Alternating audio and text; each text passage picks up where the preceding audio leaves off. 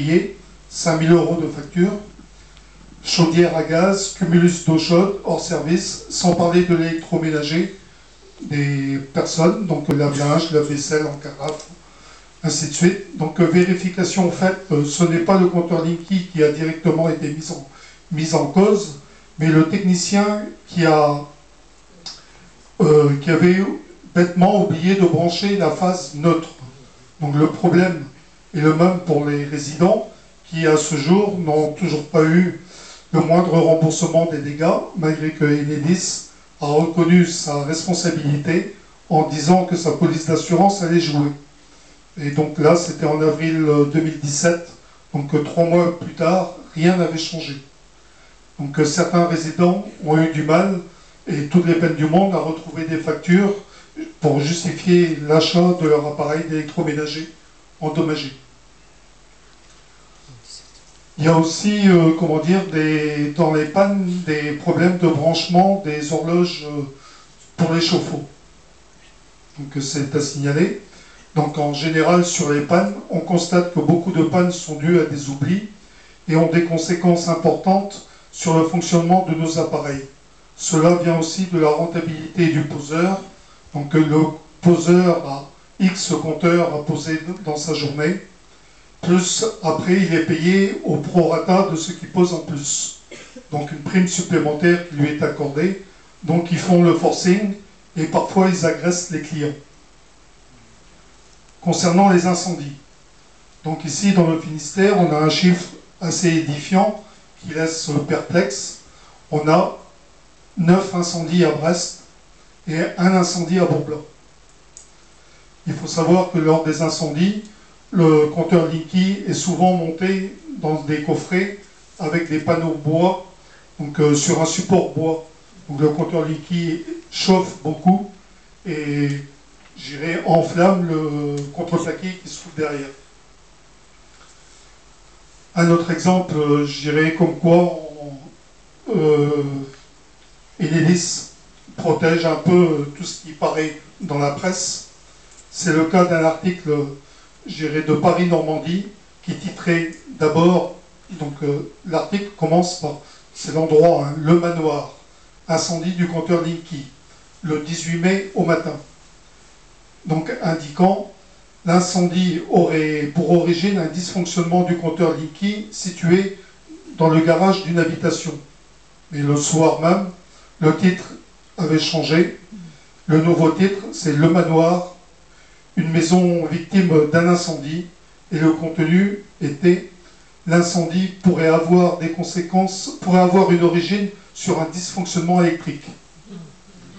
Donc ici, j'ai recensé quelques incendies, pour 2018. Donc la feuille sera à l'affichage tout à l'heure.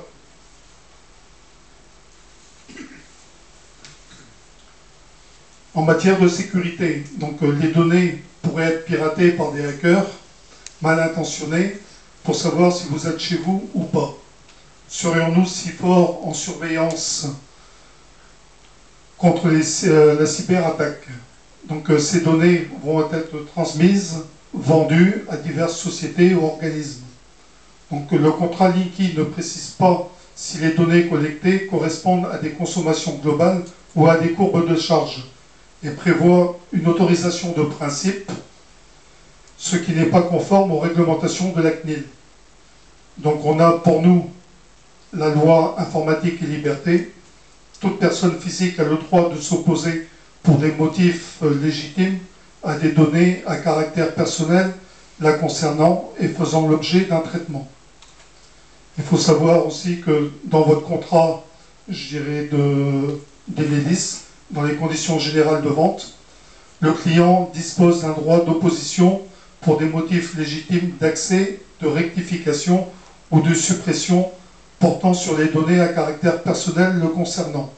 Le client peut exercer ses droits via son fournisseur, soit directement auprès d'Enedis.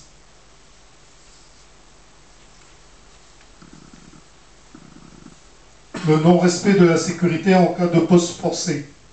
Donc, quand le poseur vient chez vous, il faut savoir qu'il faut ouvrir le disjoncteur et gérer tous les départs le temps qu'il intervienne. Parce que souvent, le poseur, lui, va intervenir sur la pose du Linky, va surtarer son compteur Linky.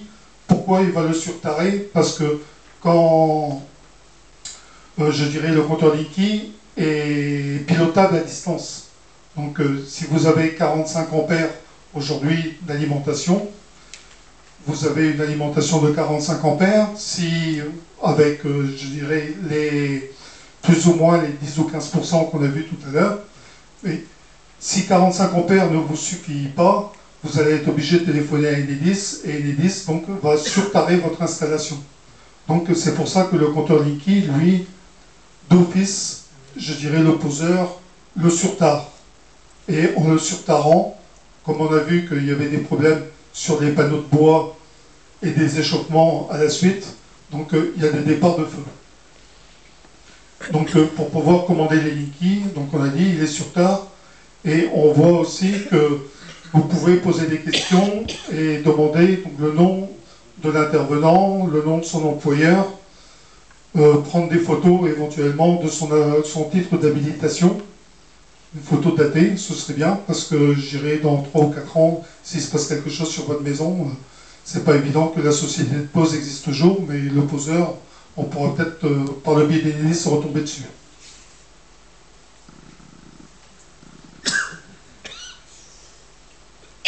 Donc les incendies en France, de gros incidents de compteurs installés dans une cage d'escalier dans la gaine technique.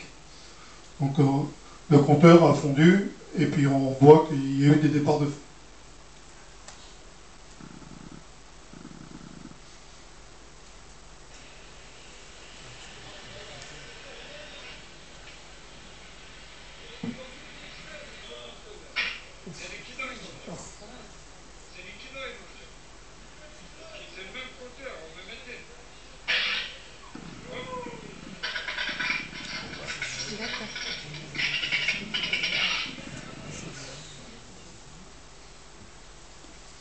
Bon, c'est un exemple, document amateur.